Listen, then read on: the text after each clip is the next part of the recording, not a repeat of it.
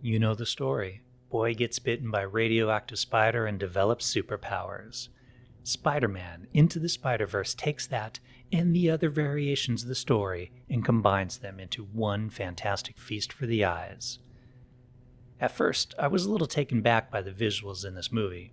Personally, I'm more of a 2D animation fan, and I joked during the opening credits and studio logos that they could cause seizures in anyone who might be epileptic.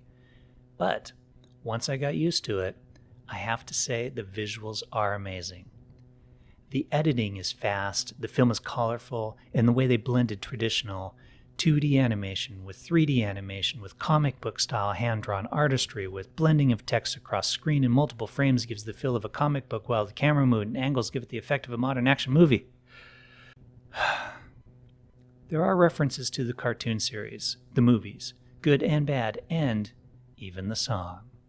Spider-Man, Spider-Man, I can't sing more of this song or I'll get a copyright violation. But it doesn't matter because I'll probably get one anyway with YouTube these days.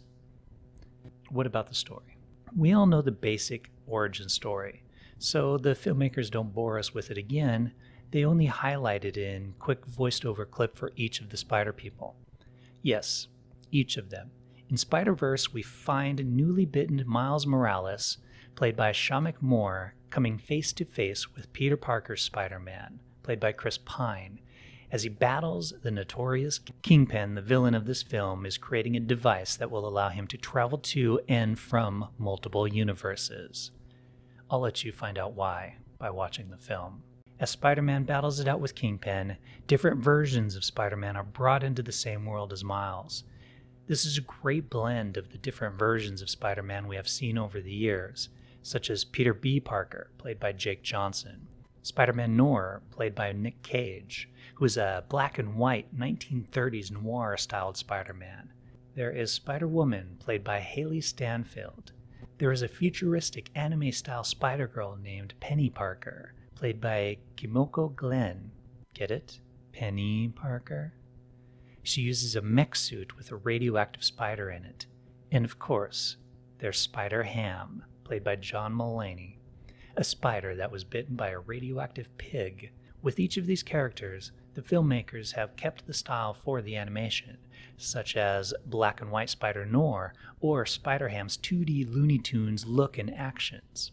Miles Morales is a well-adjusted inner-city kid who has parents who love him, including his police officer father.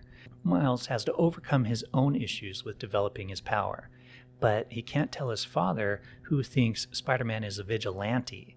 So he must rely on Peter B. Parker, a comically reluctant guide on his journey.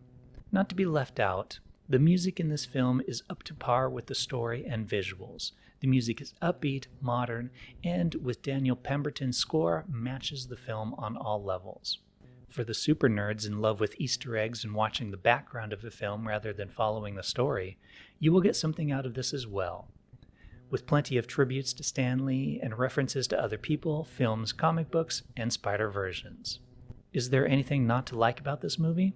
No, there isn't. This is probably one of the best animated films I've seen in a very long time, if not ever. There is something in this film for adults and children alike, and it should be seen by all.